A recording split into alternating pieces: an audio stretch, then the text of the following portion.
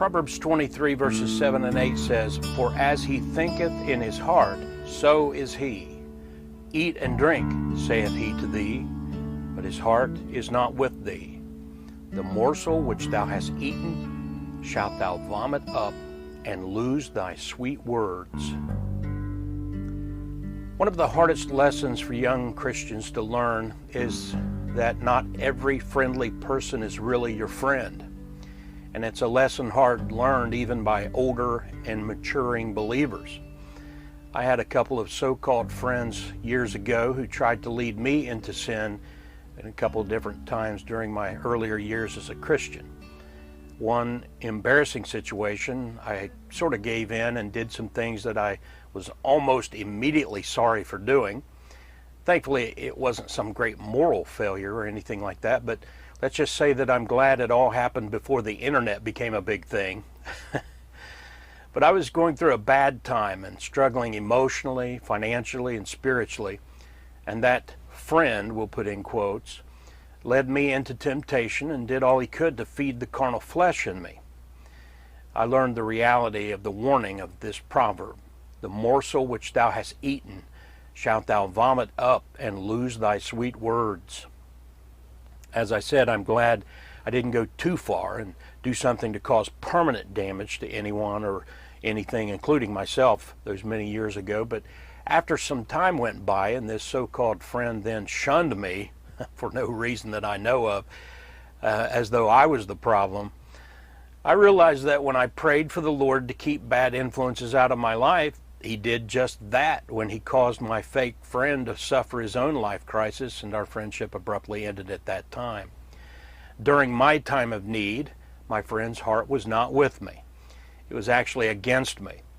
Of course, Jesus suffered such things as was prophesied in Psalm 41:9. "Yea, mine own familiar friend, in whom I trusted, which did eat of my bread, hath lifted up his heel against me."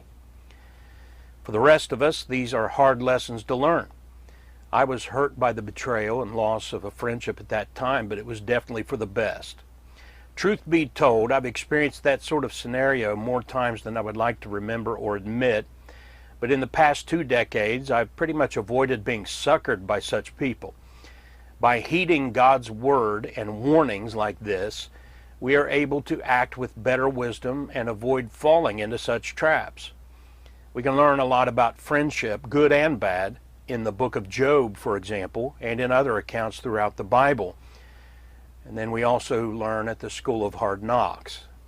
As a result of learning such things, we can then better recognize those red flags that we ought to see in such people.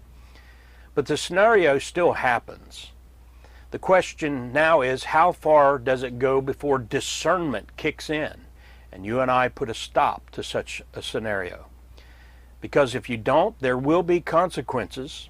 "The morsel which thou hast eaten shalt thou vomit up, and lose thy sweet words."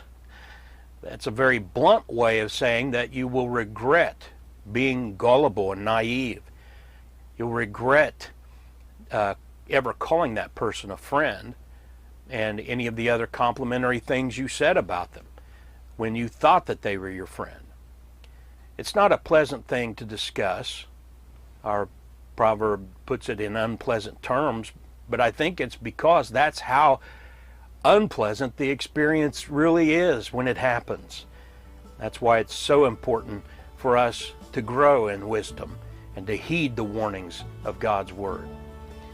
Good friends, faithful friends, are a rarity. It always has been the truth, by the way, but it's even more so in these last days. So we take the warning that we've read here in our proverb at face value in all of its unpleasantness, but we can also then turn with thanksgiving in prayer to the Lord for those faithful friends and faithful family that we do have in our lives. Such relationships are priceless, and we shouldn't take them for granted. And we should understand and appreciate Proverbs 17:17. "A friend loveth at all times, and a brother is born for adversity."